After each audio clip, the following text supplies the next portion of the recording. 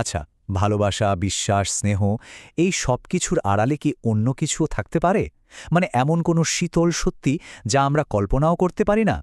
চলুন আজ এমনই এক গল্পের গভীরে যাওয়া যাক। এই গল্পটা শুনলে হয়তো এই প্রশ্নটা নতুন করে ভাবতে হবে। বলা হয় আমাদের চারপাশে নাকি এমন অনেকেই আছে যাদের আমরা খুব কাছের মানুষ ভাবি, কিন্তু তারা আসলে কতটা কাছের? এই প্রশ্নটা একটু মাথায় রাখুন, কারণ আমরা যে গল্পটা শুনতে চলেছি সেটার শেষে হয়তো এই প্রশ্নের মানেটাই আমাদের কাছে পুরোপুরি বদলে যাবে।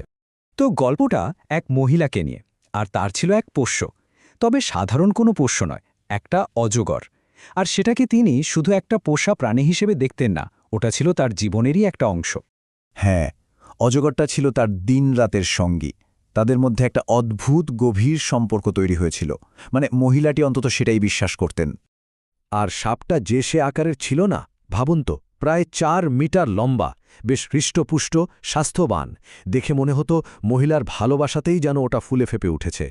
ওর ওই বিশাল শরীরটাই যেন ছিল সেই ভালোবাসার জীবন্ত প্রমাণ। কিন্তু জানেন, সব ভালো গল্পের মতোই এই ভালোবাসার গল্পেও হঠাৎ করে একটা কালো মেঘ জমতে শুরু করল। বাইরে থেকে দেখে সবকিছু ঠিকঠাকই মনে হচ্ছিল, কিন্তু ভেতরে ভেতরে কিছু একটা বদলাচ্ছিল। হঠাৎ একদিন কোনো কারণ ছাড়াই সাপটা খাওয়া দাওয়া একদম বন্ধ করে দিল। একেবারে যেন মুখে কিছুই তুলছে না। ছোট্ট একটা ঘটনা, তাই না? কিন্তু এই ছোট ঘটনাই ছিল সামনে আসতে চলা এক ভয়ঙ্কর ঝড়ের ইঙ্গিত। এরপর দিন গড়াতে থাকল। ১ সপ্তাহ কেটে গেল। সাপটা কিছুই খেল না। ২য় সপ্তাহ পার হয়ে গেল, কিন্তু না, অবস্থা একই। এবার তো মহিলার চিন্তা বাড়তে শুরু করল। তার প্রিয় পোষ্যটার জন্য তিনি রীতিমতো ছটফট করতে লাগলেন। শেষমেশ যখন আর কোনো উপায় খুঁজে পেলেন না, তিনি সাপটাকে নিয়ে ছুটলেন এক পশু চিকিৎসকের কাছে। ভাবলেন একজন এক্সপার্টই হয়তো বলতে পারবেন যে ঠিক কী হয়েছে। আর ঠিক এই জায়গা থেকেই গল্পটা একটা সাংঘাতিক মোড় নিল। পশু চিকিৎসক কয়েকটা খুব সাধারণ প্রশ্ন করেছিলেন, কিন্তু সেই সাধারণ প্রশ্নগুলোর উত্তরই এমন এক ভয়ঙ্কর সত্যি সামনে এনে এলো যা কেউ কল্পনাও করতে পারেনি। তো সবটা শোনার পর ডাক্তার প্রথমে একটা খুব সিম্পল প্রশ্ন করলেন। জিজ্ঞেস করলেন, আচ্ছা, সাপটা কি রাতে আপনার সাথেই ঘুমায়? মহিলা তো বললেন, হ্যাঁ, ও তো রোজ আমার সাথেই ঘুমায়। এরপর ডাক্তার আবার জিজ্ঞেস করলেন, আর ঘুমানোর সময় ও কি আপনার গা ঘেঁষে একদম গায়ের সাথে লেগে থাকে?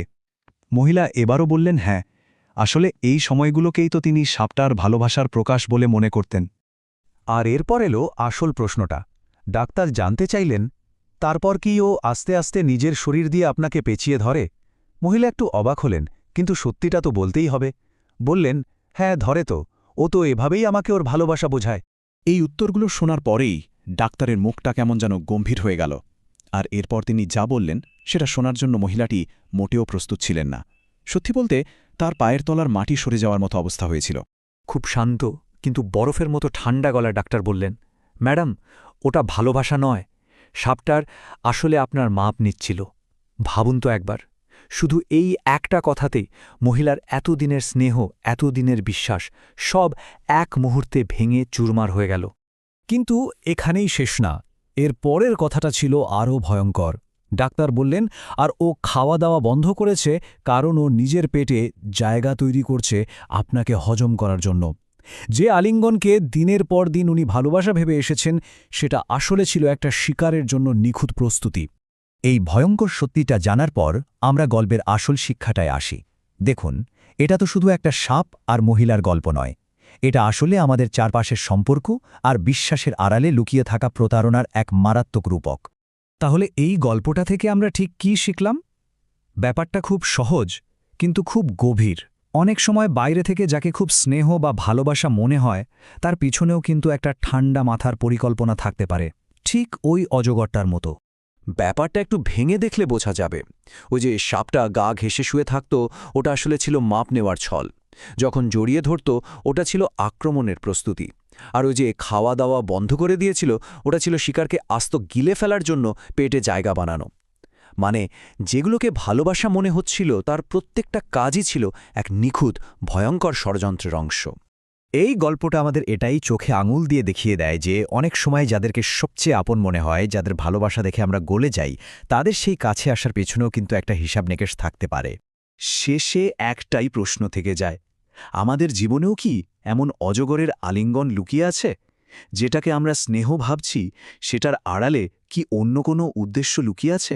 এই সম্পর্কগুলো আমরা সময় থাকতে চিনতে পারি তো? প্রশ্নটা রইল ভাবার জন্য।